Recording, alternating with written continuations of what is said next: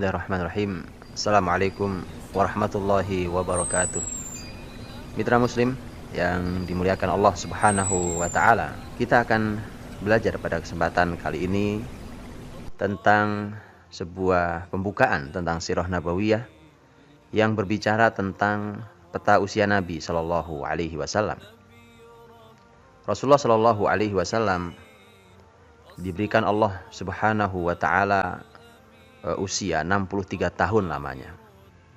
Dan usia 63 tahun ini adalah usia yang kurang lebih seperti yang beliau sampaikan sendiri di dalam hadis yang diriwayatkan oleh Imam Ibnu Majah, bahwa Rasulullah SAW bersabda, "A'maru ummati ma baina sittin ila sab'in."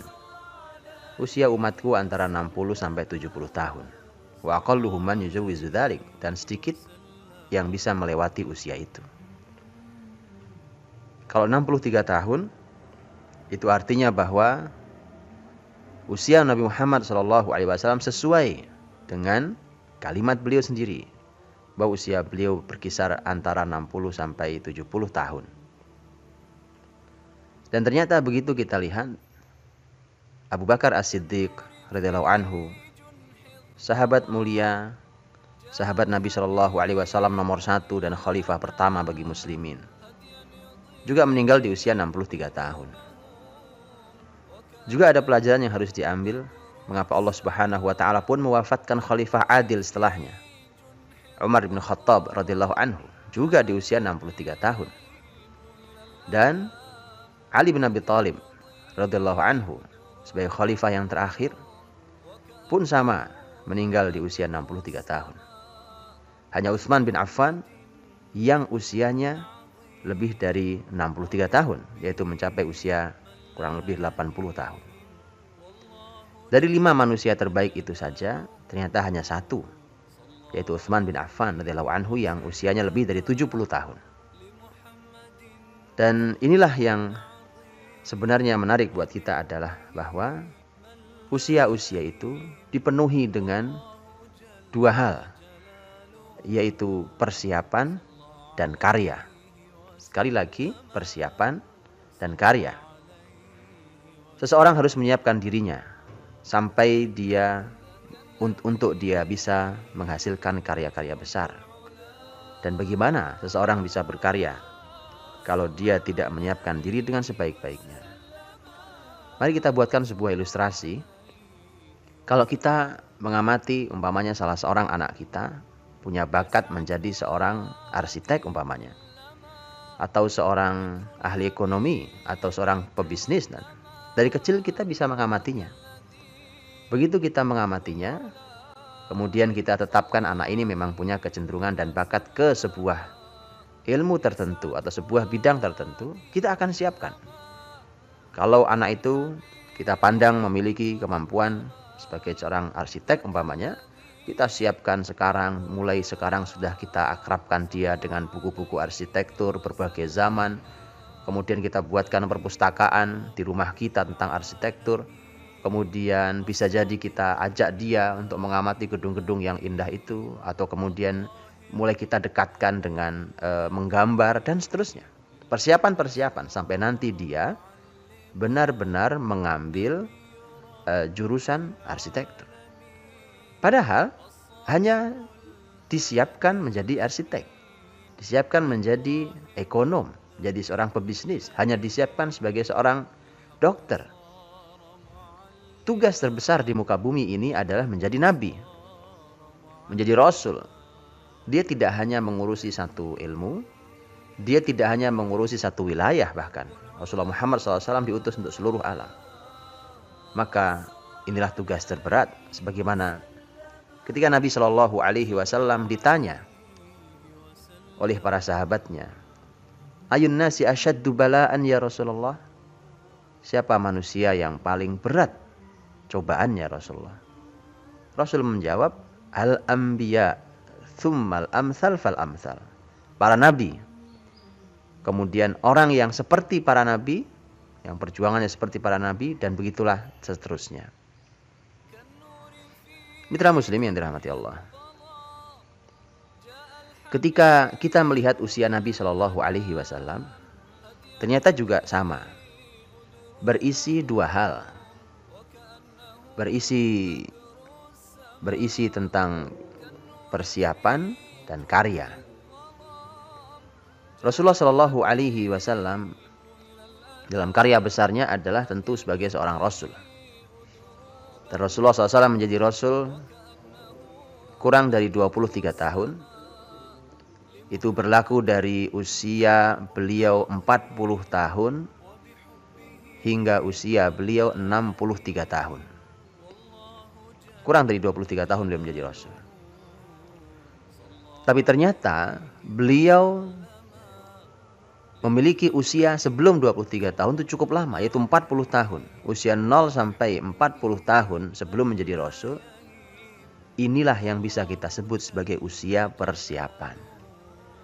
Kalau seorang dokter saja, seorang arsitek saja, seorang pebisnis, ekonom, dan yang lainnya memerlukan persiapan yang panjang, maka bagaimana dengan seorang calon Rasul, manusia terbaik, teladan paling mulia, maka pasti memerlukan persiapan yang tidak sederhana.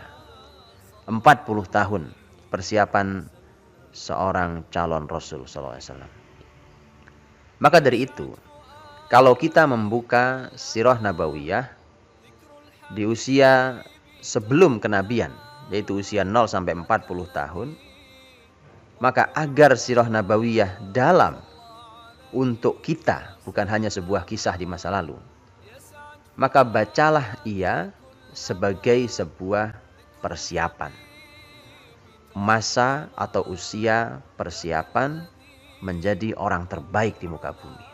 Kita ketika ingin menjadi orang yang baik, berkarya besar, mari kita juga menyiapkan diri seperti Nabi SAW menyiapkan diri. Karena Nabi sedang Allah siapkan untuk menjadi manusia terbaik. Kalau kita menyiapkan setidaknya mengikuti Nabi, mudah-mudahan kita bisa mendapatkan kebesaran yang sama atau kebesaran yang mirip dengan yang ditunjukkan oleh Nabi SAW sepanjang hidupnya. Jadi 0 sampai 40 tahun adalah merupakan usia persiapan menjadi Rasul. Setiap peristiwa yang terjadi di usia tersebut adalah merupakan cara Allah untuk menyiapkan calon Rasul dan calon Nabinya. Sebenarnya ini berlaku bagi semua Rasul. Kalau kita perhatikan, kita keluar sedikit dalam tema ini supaya kita tahu bahwa begini cara Allah menyiapkan calon orang besar. Nabi Yusuf alaihissalam. Bacalah kisah Yusuf dalam surat Yusuf. Sebelum dia menjadi nabi, sebelum dia menjadi pembesar di Mesir, lihat bagaimana hidup Yusuf alaihissalam yang penuh dengan persiapan. Bagaimana Yusuf ketika dia mendapatkan iri dari saudara-saudaranya, berujung pada dibuangnya Yusuf dalam sumur. Begitu diangkat ternyata dijual ke pasar menjadi budak. Begitu dibeli oleh penguasa Mesir, kemudian terfitnah oleh wanita, masuk dalam penjara dalam fitnah, dan seterusnya. Semua itu adalah merupakan persiapan-persiapan, tarbiyah, pendidikan yang Allah berikan untuk menyiapkan calon Nabi yang bernama Nabiullah Yusuf alaihissalam, sekaligus seorang penguasa di Mesir. Kembali pada Rasulullah Muhammad SAW pun sama. Bacalah dalam kitab-kitab sirah nabawiyah, kita akan menjumpai bahwa usia 40 tahun ke bawah adalah usia persiapan itu. Setiap peristiwanya memiliki makna. Setiap kejadian di usia 0 sampai 40 tahun memiliki arti yang harus kita ambil sebagai pelajaran yang mahal bagi persiapan seseorang. Mari kita ambil sebuah contoh dari sepanjang 0 sampai 40 tahun. Ada salah satu buku yang juga menarik tentang bab ini, dan ini hanya salah satu saja dari kitab-kitab sirah nabawiyah. Ada buku yang berjudul Khawatir wa Ta'ammulat fi Siratin Nabawiyah.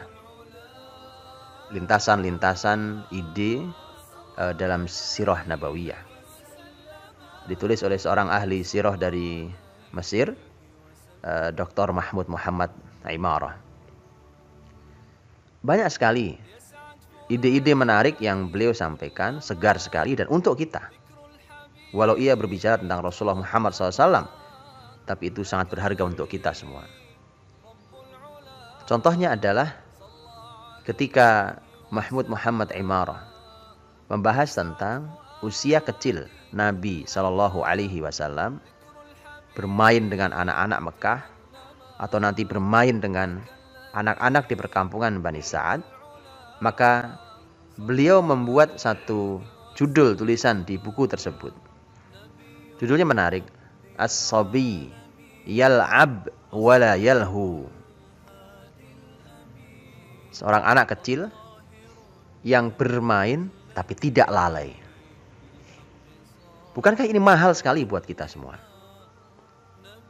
Dengarkan baik-baik kalimatnya. Seorang anak yang bermain tapi tidak lalai. Kalau bermain, dunia anak-anak. Mereka sedang bermain, dunia ini warna-warni buat mereka. Walaupun memang tidak semua anak sedang bermain. Karena memang ada anak yang walau usia masih kecil ternyata sudah sangat siap dia untuk menuntut ilmu. Tapi bermain adalah memang merupakan kesenangan khas seorang anak-anak dan tidak dilarang dalam Islam. Bahkan Islam memberikan fasilitas itu. Tetapi ada kata berikutnya yang menarik. Seakan ini menjadi sebuah kesimpulan dari permainan jenis apa yang dalam Islam diizinkan. Yaitu kata wala yalhu, dan tidak lalai. Itu artinya bahwa tidak benar mentang-mentang kata bermain bagi anak-anak. Kemudian seluruh hidupnya bermain dengan semua permainan apa saja, tidak dibenarkan. Islam sangat selektif, bahkan itu masih dilakukan di usia kecil sekalipun. Kalau permainan itu membahayakan dirinya, permainan itu sia-sia, permainan itu tidak memberikan manfaat bagi kehidupan dunianya, juga kehidupan akhiratnya, maka bermain itu bermain yang sia-sia. Yang diinginkan oleh Islam adalah bermain tetapi tidak lalai.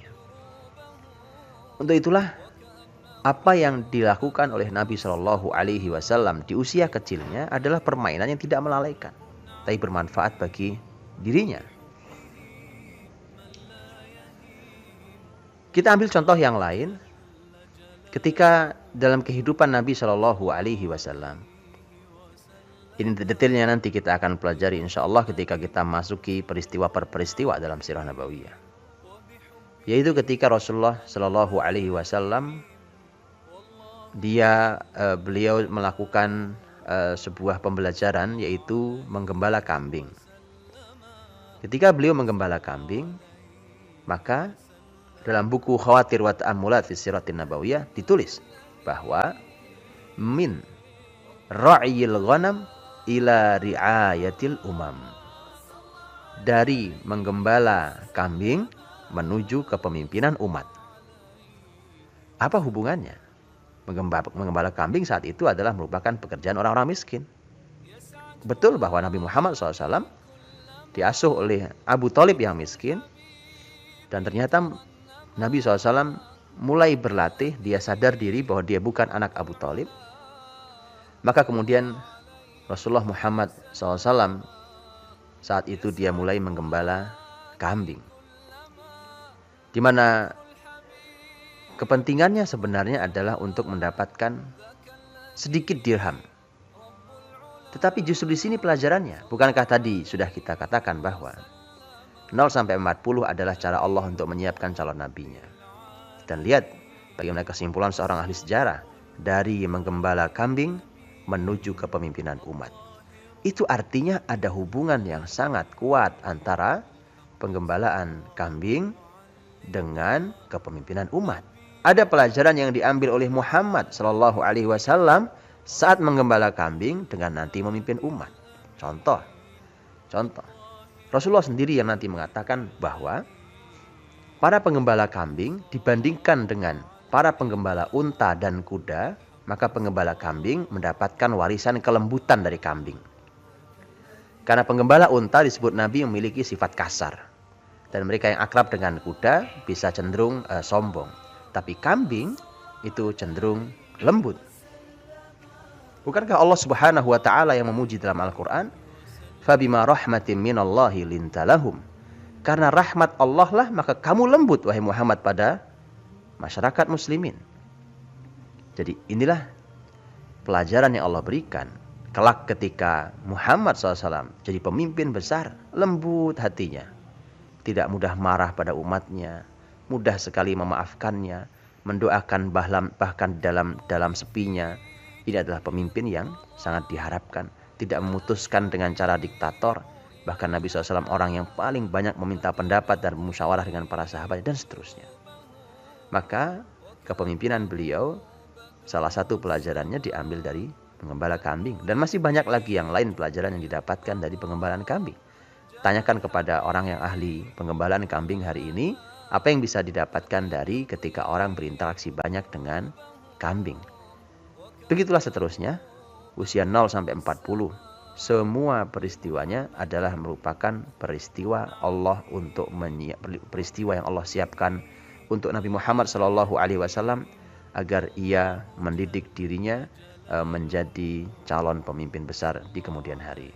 Maka mudah-mudahan kita pun yang ingin menjadi orang besar, mari kita siapkan diri kita dengan sebaik-baiknya. Belajarlah dari 0 sampai 40 tahun usia Nabi. Kita akan tahu apa yang harus kita siapkan. Wallahu a'lam bishawab. Assalamualaikum warahmatullahi wabarakatuh.